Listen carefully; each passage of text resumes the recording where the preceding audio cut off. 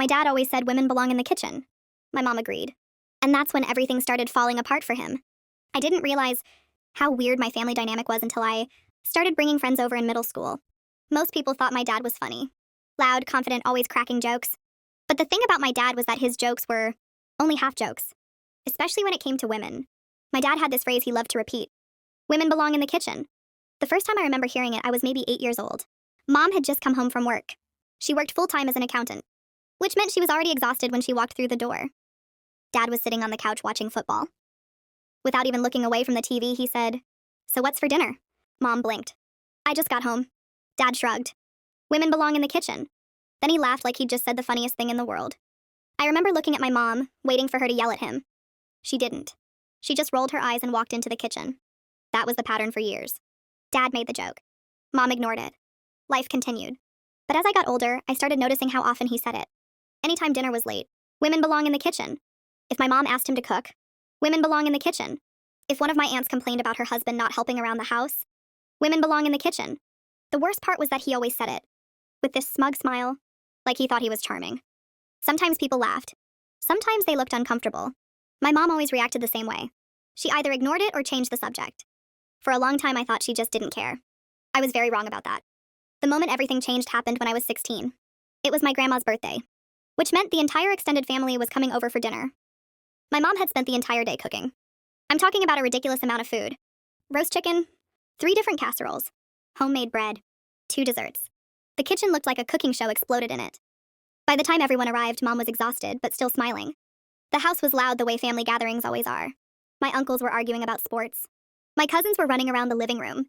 Grandma was sitting at the table telling the same story, about 1974 for the 1000th time. At one point, my Aunt Melissa walked into the kitchen while Mom was pulling something out of the oven.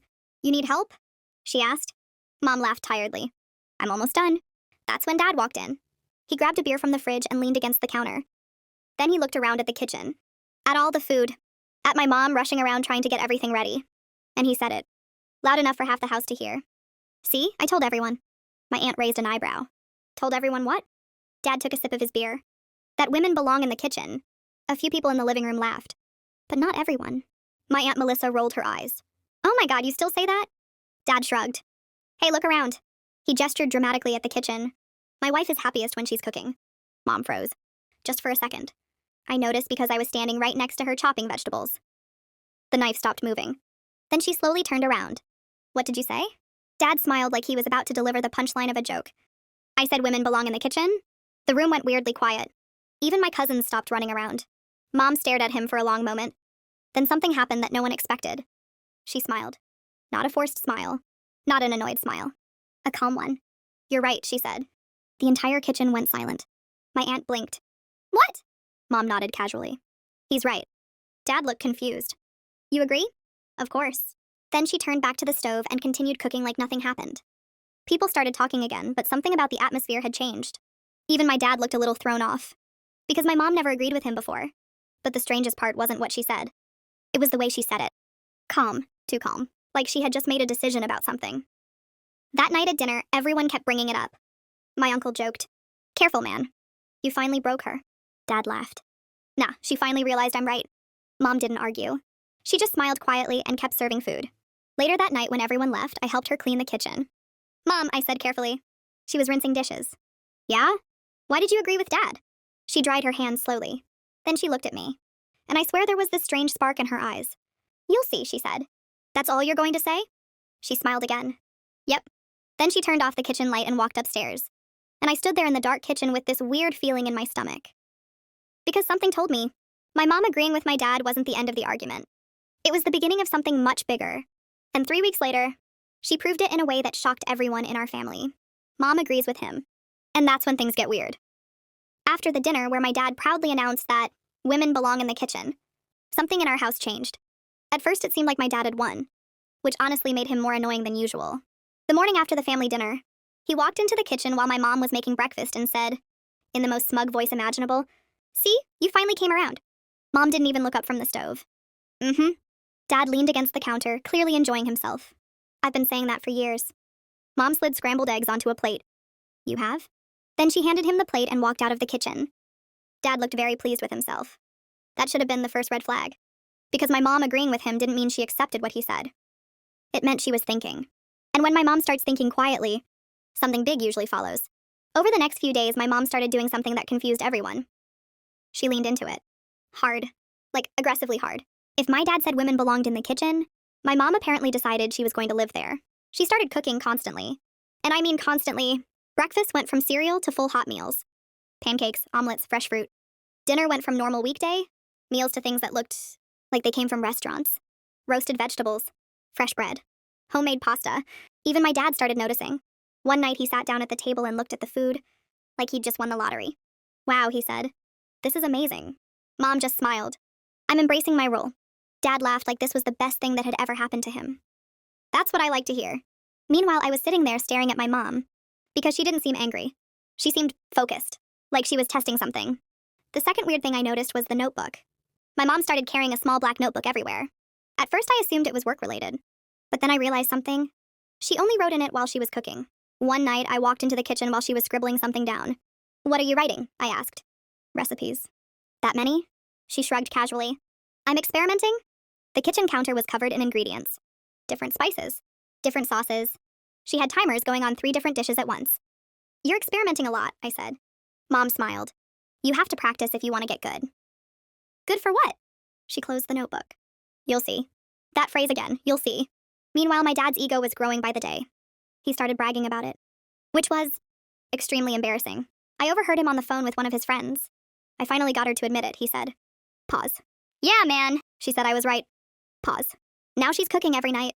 He laughed. Told you women just need a little direction.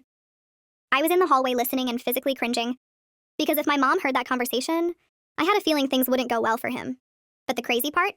She didn't react. At least not outwardly. Instead, she just kept cooking and writing in that notebook.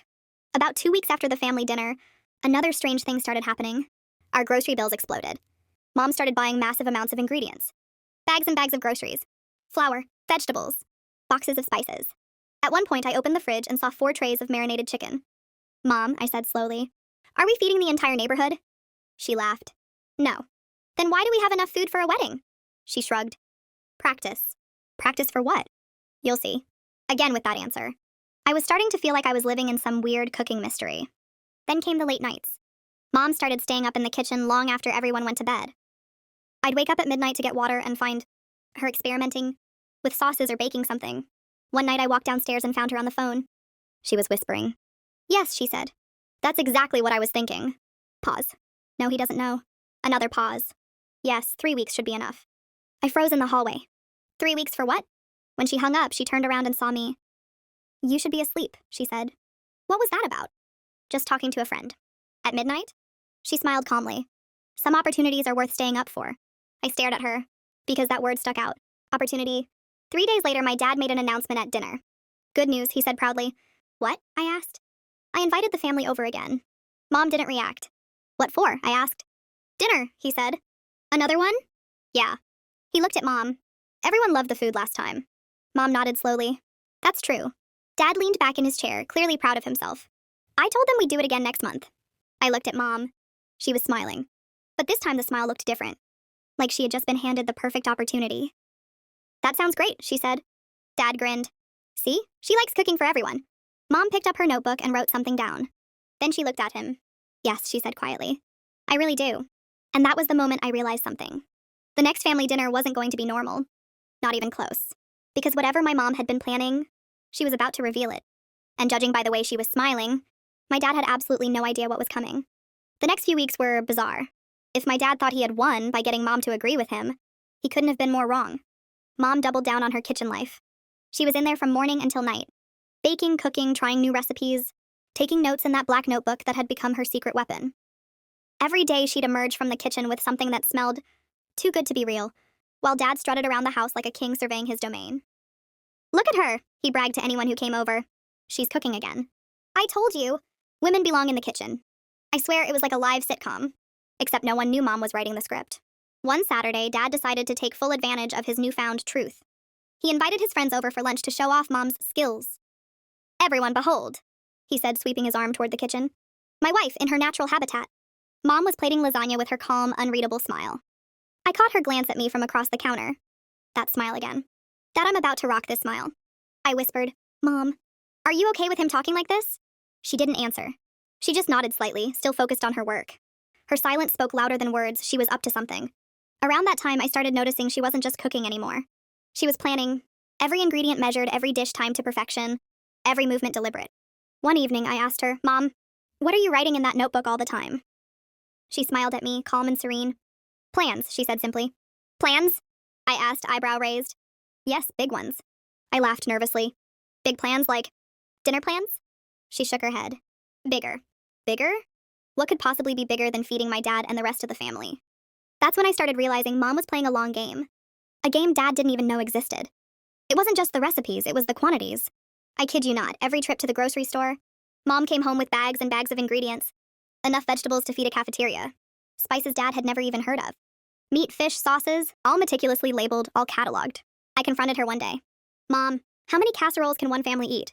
She looked at me with that same unreadable calm. You'll see. Patience is key. Patience. That word became my nightmare because it meant something was coming. Meanwhile, Dad was spinning around, completely smug. See, everyone? I was right. Women belong in the kitchen. He'd tell relatives, friends, random neighbors. I just let her cook, that's all. She loves it. I started noticing a pattern. Every time he bragged, Mom's notebook got a little thicker. Every time he gloated, she moved closer to her goal.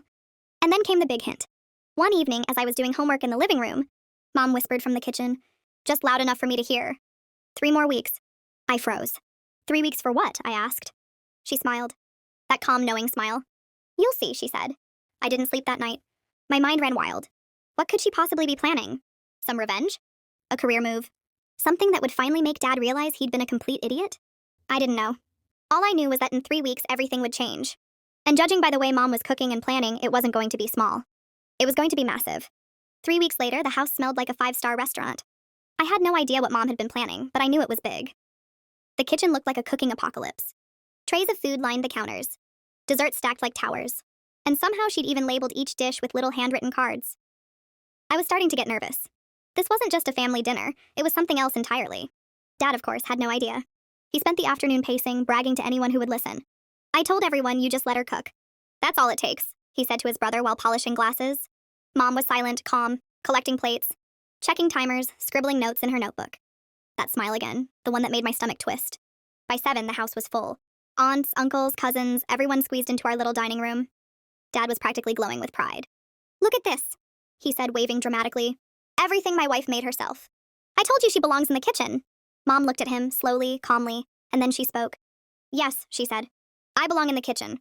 But this kitchen isn't just at home anymore. The room went silent. I swear you could hear the hum of the oven. Dad blinked. What? What are you talking about? Mom smiled. And here's where it happened. Mom pulled out a stack of business cards. I nearly dropped my water glass. I'm proud to announce, she said, her voice steady, that I've opened my own catering business. All of these dishes? Made for my first paying clients. I start tomorrow. Mouths dropped. Forks clattered. Even Grandma dropped her napkin. Dad's face turned red. Wait, what? Your kitchen wife, Mom continued, pointing at him casually, is now the CEO of her own business. And guess what? Dad stammered. I don't need to cook for you anymore, she said. In fact, your job is to, well, you can manage the house while I bring in actual clients. The room erupted. Cousins whispered excitedly. Aunts were trying not to laugh. Dad just stood there, frozen, like someone had hit pause on him. I couldn't stop staring. My mom, calm, calculated, unstoppable, had completely blindsided him. Oh, this is ridiculous, he shouted. You can't just, this is my house. Mom raised an eyebrow. Your house? I've been here too, remember? I just never asked for credit. Why didn't you tell me? He sputtered, flustered. Because, she said slowly, savoring every word, I wanted you to think you won. And now, she looked around the room, holding her chin high. Everyone knows who's really running the kitchen. And just like that, Dad was speechless. He had bragged for years, laughed at Mom's supposed place in the kitchen, and now, she had turned the tables completely. The clients she had booked were arriving the next day. She had contracts, orders, and a fully mapped plan.